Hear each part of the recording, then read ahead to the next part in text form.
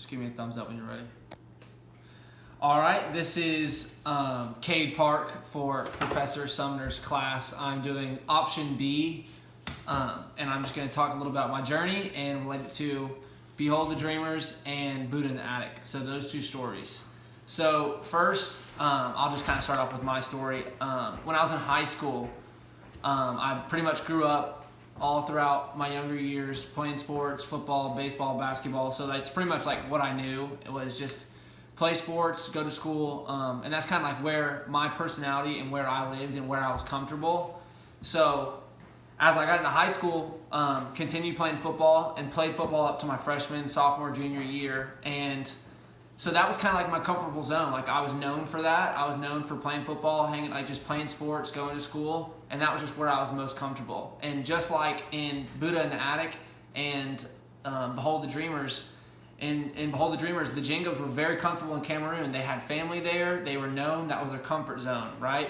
And so just like in Buddha in the Attic, the Japanese brides, they were in Japan. They were comfortable there. They was home. They knew what the tradition was. They knew what was going on.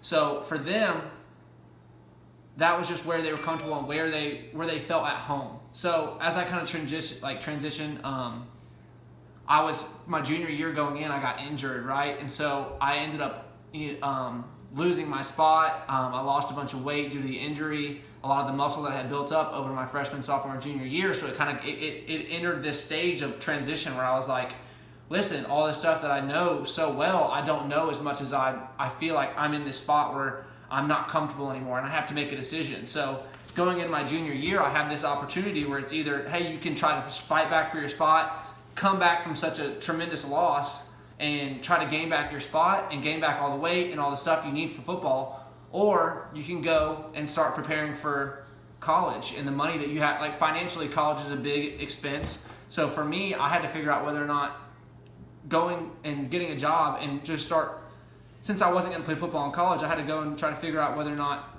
going and getting a job and raising money for my college funds and all sorts of expenses. I had to figure out what was the right move for me.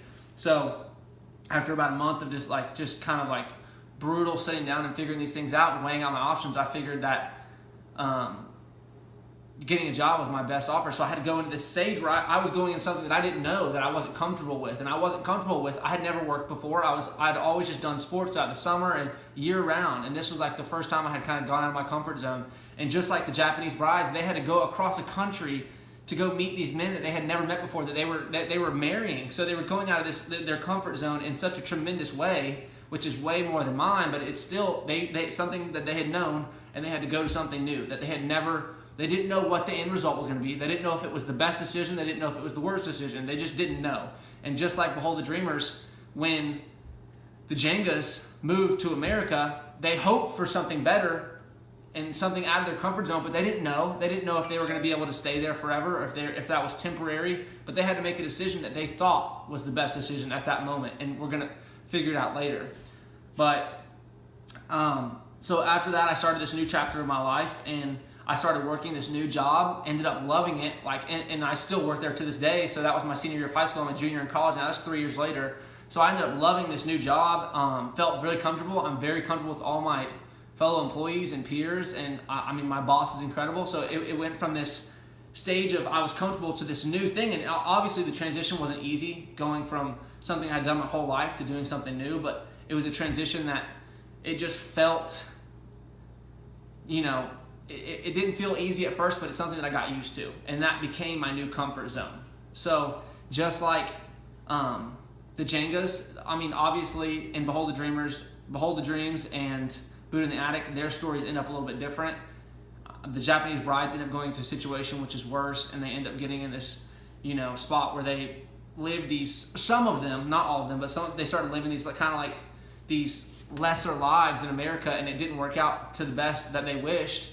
And just like in Behold the Dreams, the Jengas came, and at first they made the transition, and they got their jobs and they started working there, but when conflict arose, they had to end up going back to Cameroon, which stinks. So their stuff didn't end out the way it was supposed to or the way they wished it had, but that journey was kind of the same thing for me. Like I had to step out of my comfort zone and hope, and I mean, it could have worked out where I didn't love my job, or I made a big decision, or I would regret not playing and trying to get back in football. But it's all about like my journey was coming out of my comfort zone and finding something that I loved that wasn't sports. It's moving on from sports and finding a true passion, something that I was genuinely interested in and loved. And so, looking back at it now, it was the best decision I ever made. So, as I was reading through these books, I could just see that journey of them going out of their comfort zone, and that's something that stuck in my head the entire time. Was just like, these guys are making such a huge decision, and it was a big decision for me to just leave sports. And for them, it was, they had to leave their countries, they had to leave their families, they had to leave what they knew, their lives. I didn't have to leave my life, but I still see a lot of similarities between those journeys and my journey. So that's a little about me, and that's my journey. I hope you enjoyed it. Thank you.